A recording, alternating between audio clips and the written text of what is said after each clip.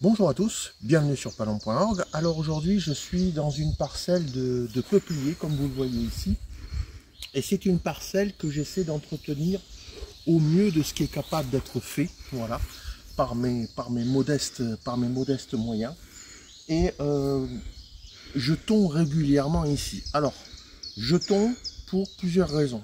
La première, c'est que le grand gibier, une fois que c'est tondu, l'herbe va repousser et ça va être de l'herbe tendre. Donc, on a ici du grand gibier, que ce soit chevreuil, cerf, biche et sanglier, qui viennent packager ici. Deuxième chose, ces peupliers qui ont été mis à l'époque par mon père, ces peupliers qui ont du mal à... Ils poussent, il n'y a pas de problème, ils poussent en hauteur, mais ils ne grossissent pas. Donc l'an dernier, je les ai mesurés pour savoir si, comment dirais-je, si cette année ils allaient grossir.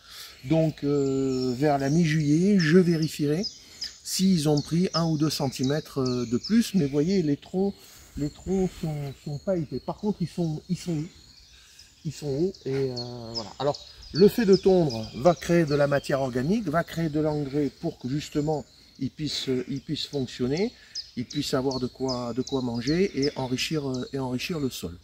Alors ici, je vais vous montrer quelque chose. Là, ici, j'ai eu un dégât qui a été fait à l'époque par un cerf. Voilà, et j'ai protégé, mais vous voyez, toute la partie du tronc jusqu'à à peu près 1,60 m est foutue. Et malheureusement, vous voyez, l'humidité est en train de rentrer.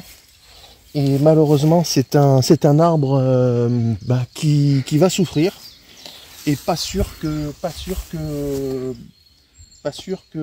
il pourrisse pas au niveau du pied. Voilà, parce que j'en ai quand même quelques-uns qui ont pourri par l'intermédiaire du pied. Alors j'y suis passé avec la, comment ça s'appelle, la perche pour nettoyer les branches, mais vous voyez, il va falloir que j'y repasse pour supprimer ce genre de choses.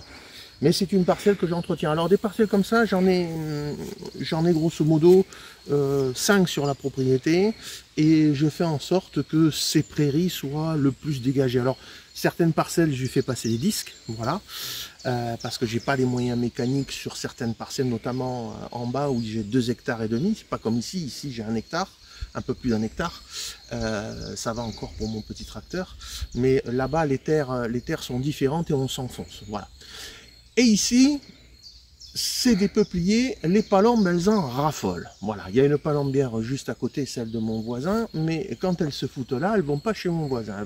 Vraiment, comment dire, elles adorent ce coin-là, sachant que en bas, j'ai la rivière. Donc souvent, au mois de octobre ou novembre, comme c'est tondu ici, eh bien, elles descendent par terre. Voilà.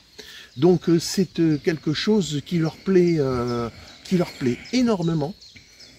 Et c'est pour ça que je fais mon possible pour l'entretenir, parce que au moment de la migration, avoir un spectacle avec 200, 300, 400 ou 500 palombes qui volettent, qui se mettent dans les peupliers, qui descendent par terre, c'est un spectacle magnifique.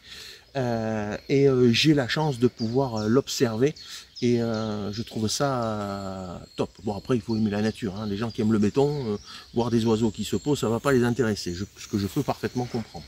Et voilà, donc si vous voulez ça, j'y passe en moyenne entre 3 et 4 fois par an ici pour nettoyer. Ça fait déjà la 2e fois que j'y passe, et j'y repasserai probablement, là on est début juin, je pense que j'y repasserai au mois d'août, voilà, pour une dernière tonte, pour que ce soit absolument nickel, et avoir une parcelle qui tienne la route et qui soit agréable non seulement à l'œil, mais surtout pour que les animaux puissent y venir. Voilà, ça fait partie du travail qu'il y a sur le domaine, puisque je suis en forêt, donc je travaille sur quelque chose qui est vivant.